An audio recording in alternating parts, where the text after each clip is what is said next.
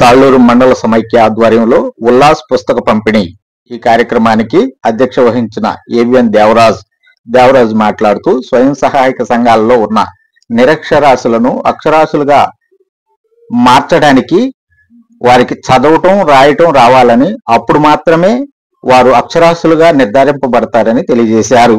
MEO Subbaiah మాట్లాడుతూ ప్రతి స్త్రీ అక్షరాస్యులైనట్లయితే వారి కుటుంబాలలో బాగుపడతాయని, తద్వారా వారికి ఆర్థిక ఇబ్బందులు ఏమీ ఉండవని తెలియజేశారు.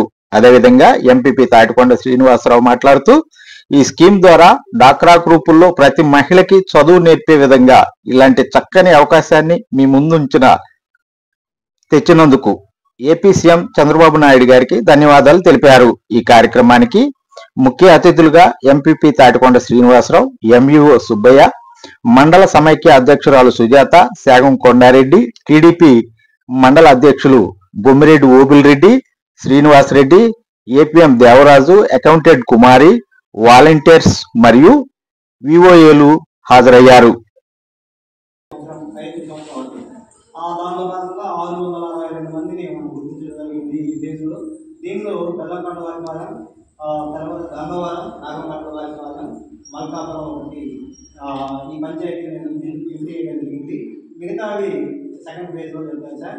దానికి గాను ఇప్పుడు మనకి 66 మంది వాలంటీర్ టీచర్స్ రావాలి.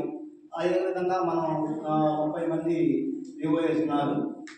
వాళ్ళు వచ్చారు సార్. వచ్చి అయితే ఈరోజు మీరు ఏం చేయాలి అంటే జస్ట్ మీరు మీకు ఈ మన ఈ కార్యక్రమం అయిపోయిన తర్వాత జస్ట్ మీరు ఏమి చేయాలి అనేది కూడా చెప్తాము.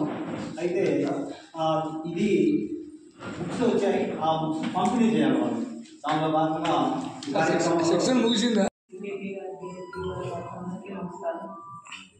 ఇప్పుడు మనం ఈ కార్యక్రమాన్ని మళ్ళీ మొదలు పెట్టారు. గతంలో ఉండేదన్న విషయం తెలుసు నాకు, మళ్ళీ ఇప్పుడు మొదలు పెట్టారు కాబట్టి అందరూ కూడా మీ గ్రామాల్లో అక్షరాలు రాని వాళ్ళందరికీ కూడా మీరు అక్షరాలు నేర్పించి ఉత్సాహపరిచి వాళ్ళని విద్యావంతులుగా తీర్చిదిద్దుతారని నేను ఆకాంక్షిస్తున్నాను. ఈ కార్యక్రమాన్ని మీరందరూ కూడా విజయవంతం చేయాలని కోరుకుంటూ ఈ అవకాశం ఇచ్చిన పెద్దలందరికీ సెలవు.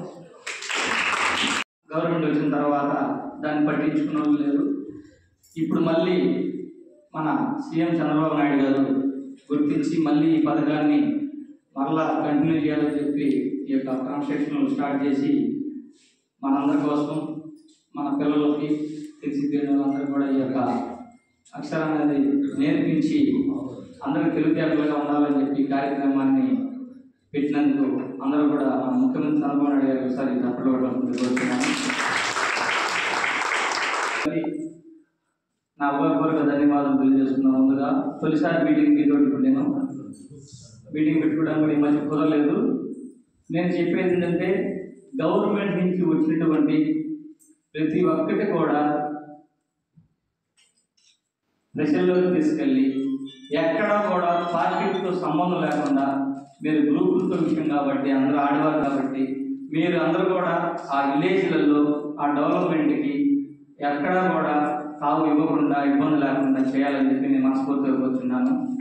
ఎందుకంటే రాజకీయం అనేది అన్నింటిలో ఉంటుంది, కానీ ఈ డ్వాక్రా మహిళలకు సంబంధించి మాత్రం ఉండకూడదని చెప్పి మా ప్రభుత్వం తరఫున, మా మండల నాయకులందరి తరఫున కూడా మేము తెలియపరుస్తూ ఉన్నాము. తెలిసి తెలియని వాళ్ళు ఏంటంటే కొంతమంది కొన్ని ఊర్లలో కూడా వాళ్ళు ఆపమన్నారు, గ్రూపులు లోన్ ఇవ్వకుండా వీళ్ళు ఆపమన్నారు అని అన్నీ చెప్తూ ఉంటారు.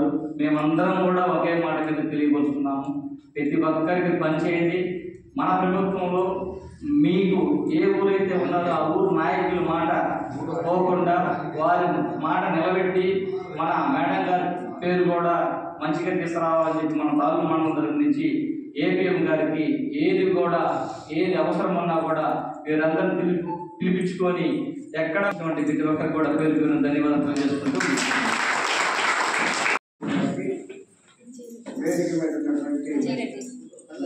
మండల స్థాయి, గ్రామ స్థాయి ప్రజాప్రతినిధులకు, అలానే పాత్రికేయ మిత్రులకు, ఈ కార్యక్రమానికి చేసినటువంటి వీవర్స్కి అందరికీ ముందుగా నమస్కారం. సో వచ్చినటువంటి ఈ సభ్యులు, ఈ డ్వాక్రాకి సంబంధించినటువంటి కమిటీ సభ్యులు ఎవరైతే ఉన్నారో లెక్చరర్స్లు, వారు మీ అందరూ కూడా 66 మందిని నియమించారు. ఇప్పుడు 660 అంటే 660 అంటే ఎంతమంది టీచ్ చేయాలి? ఈచ్ వన్ టీచ్ ఇట్టండి అంతేనా?